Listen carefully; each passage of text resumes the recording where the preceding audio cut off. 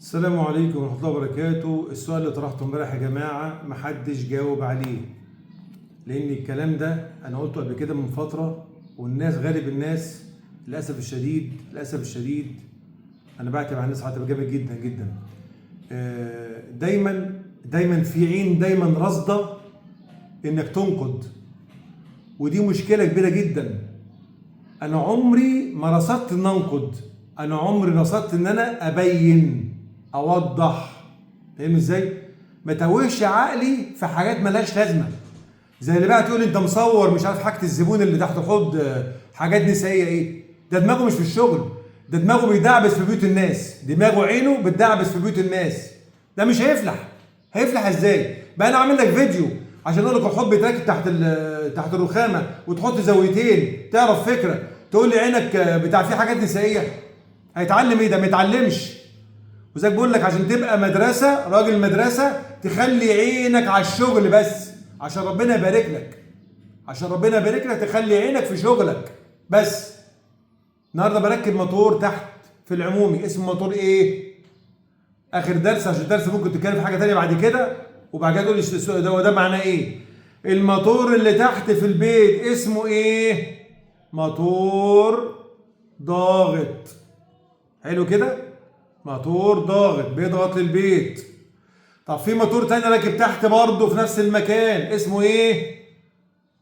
موتور تحسين. ايه يا عم سامي الكلام ده؟ ما ترسلك على حل. هو ايه ضغط وايه تحسين؟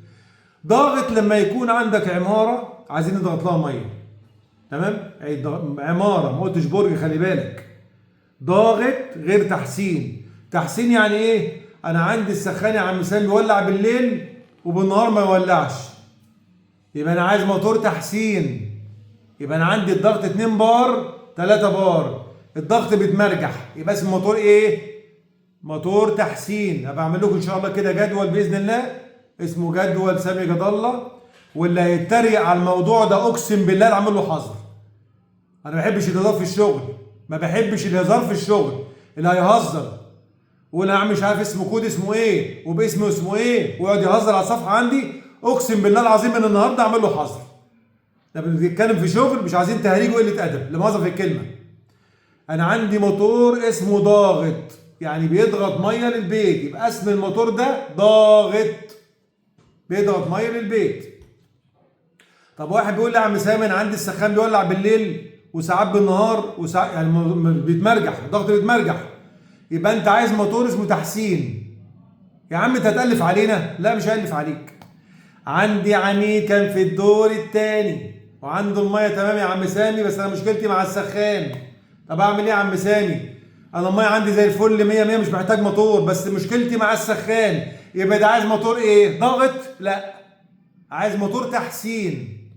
يبقى احط له موتور تلت حصان بفلومات يغذي السخان لوحده في البلكونه. طب ما عندوش بلكونه، على الشباك بره، يدي الشبكه ساعه الشغل بتاع السخان، اسمه موتور تحسين. يبقى عندي موتور ضاغط وموتور تحسين.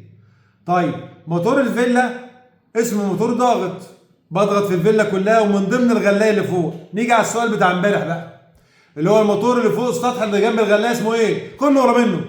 وبرضه قلت قبل كده اما جه حد يجاوب يا جماعه مره او اتنين على جواب، ما تبقاش ورا منه بقى تقليب واحد من قطر، تقليب واحد من الرياض بعت لي، تقليب واحد مش عارف من السعوديه، تقليب واحد من الاردن، تقليب ايه يا جدعان في ايه؟ ايه يا جدعان في ايه؟ طالما واحد جاوب مره تقليب اتنين تقليب خلص الموضوع، وانا ما قلتلكش صح. خلاص بقاش واحد 50 واحد تقليب سايكولوجيا مش عارف بالايش ايه وبيشرفرنسيشن فيش ايه. يا عم جاوب زي الناس، يا عم جاوب الناس عربي يا عم الحاج، خلي الناس تفهم.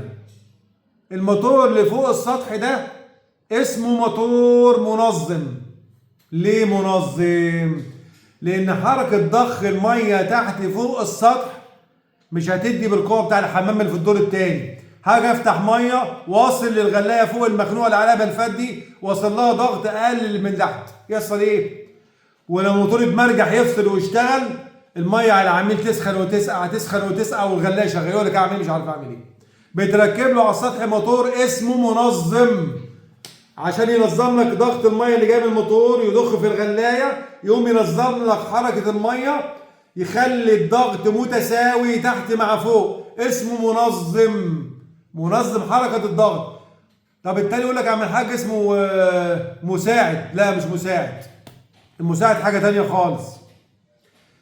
الموزع، كله قال لك موزع موزع موزع لا يا حبيبي، الموزع حاجه تانيه. الموزع بتركب موتور تحت، وموتور بيرفع فوق لغايه الدور 11، وبتركب موتور في ال 11 السابع الثامن يوزع على شقتين ثلاثه، اسمه موزع، بيوزع على كذا شقه. وفي حاجه اسمها موزع على سخان غلايه، مفيش حاجه موزع سخان غلايه. والغلايه ما قلتلكش يا حبيبي الغلايه ناقصها ايه؟ الغلايه ما في اصلا البامب بتاع بامب الراجع بتاعها، بامب التقليب موجوده في الغلايه. انا مالي بامب؟ وانا مش لاقي سؤال اقوله، راجل خايب قوي لما اقول لك الغلايه بيركب معاه موتور ايه؟ ما معروف انها موتور غلايه، معروف ومفهوم. لكن للاسف الشديد عايزين نجاوب من غير ما نذاكر. الغلايه كده غلايه مالهاش دعوه بيها، مالهاش علاقه بيها خالص. انا بقول لك الموتور اللي على السطح ده اسمه موتور ايه؟ ده موتور منظم، بينظم لك حركه الميه الدائريه، السخن مع البارد. لان تحت الميه بتطلع قويه، على ما توصل للغلايه بتكون ضعيفه، على ما تخش جوه الغلايه وتنزل بتبقى ضعيفه. الموتور يريح ويشد، الميه تسقع وتبرد على العميل، ما يعرفش ياخد دش. لازم تركبه فوق السطح موتور صغير، حصان واحد بس للغلايه، اسمه موتور منظم. التاني الموزع يا حبيبي لما يكون موتوره تحت وموتور فوق، بيضخ حوالي 5 6 7 8 شقق، اسمه موزع. او ياخد من خزان يدي شقق تحت، بيوزع عليهم ميه. الكلام ده مش هتلاقيه بفضل ربنا غير بس سامي جد الله، بفضل الله سبحانه وتعالى، اسمه موزع. وفي المناول والمتناول، لما يكون عندي موتور حصان مش مكفي البيت بعمله مناول، واجيب المتناول القوي الجديد ياخد من الضعيف يناول يدي فوق. لسه الحوار طويل بس 7 دقايق كده كفايه لكم فيديو. جاوبت على السؤال؟ عايزين نذاكر مع بعض عشان لسه الاكواد كتيره قوي في المواتير. نهار ابيض، ربنا يصلحنا حالكم. ويا ريت نبطل كل ما واحد يكتب جواب كل ينقش الجواب بتاعه ويكتب زيه. مفيش مكافآت على فكره، مش صح انك تعمل كده. الصح ان انا بخش على صفحه، اقسم بالله العظيم اخش على صفحه الاقي مثلا الراجل سائل سؤال، الاقي 2 مجاوبين، خلاص خلص الموضوع، ما جاوبش، اعمل لايك بس، اعمل لايك بس. لو عملت لايك لسامي جد الله مثلا كده او لحاج محمد عباس، مع ان انا ايه؟ معجب برايه، معجب برايه، معجب برايه، انا متضامن معاك، منضم معاك، هو ده العقل. انما 200 واحد عامل لي تقليب تقليب تقليب تقليب، موزع موزع موزع موزع، ايه يا عم فيه؟ لا مش كده يا جماعه. صلى على سيدنا محمد صلى الله عليه وسلم. لسه معانا اكواد مش هتنتهي ان شاء الله مع مدرسه سامي جد الله. صلى على سيدنا محمد صلى الله عليه وسلم. السلام عليكم.